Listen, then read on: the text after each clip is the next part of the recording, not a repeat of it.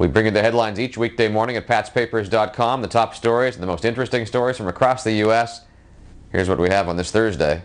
The reviews for the Palm Pre are in, and they are spectacular. To be sure, there are concerns, but the big three newspaper tech columnists all delivered glowing reviews today for Palm's iPhone killer.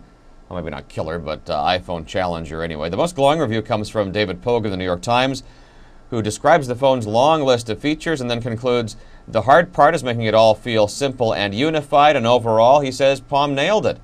Walt Mossberg in the Wall Street Journal says, I consider the Pre to be potentially the strongest rival to the iPhone to date. He does express concern about a shortage of apps compared to what Apple has. And in USA Today, Ed Begg's view is that Palm has delivered a device that will keep it in the game and give it a chance to star in it. One benefit, Begg says, is a swappable battery on the Palm Pre, something the iPhone doesn't offer when you're running out of power near the end of the day. President Obama and King Abdullah on the front page of the New York Times this morning. The president stopped in Saudi Arabia on his way to Cairo for a speech that the Times said could define Mr. Obama's presidency in the years to come. There was later an update on the Times website after the speech was delivered, calling it forceful and at times scolding. Obama told a crowd of 3,000 gathered at Cairo University that it was a new beginning for America and the Muslim world, and was asking for each to drop their suspicions of one another.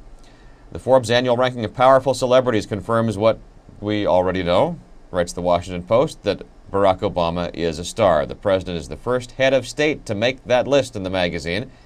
Angelina Jolie topped the annual directory of influence. From the Pulse section of the New York Post, while we're on the topic of Jolie, it says Angelina has been outfoxed.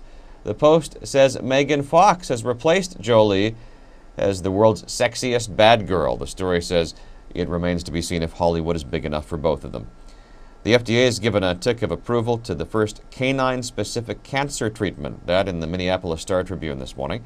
Until now, all canine cancer treatments had been developed for humans first. This new treatment targets a kind of skin cancer that is unique to dogs. Finally, an article in the LA Times this morning worth reading, if only because it gives us the new term funemployed. Instead of fretting about their unemployed status, the funemployed take full advantage of their time off. They head to the beach, they play golf, and take classes. We do this every day at patspapers.com. If you scroll down on our main page, you will find links to read the individual stories from the newspaper websites featured today.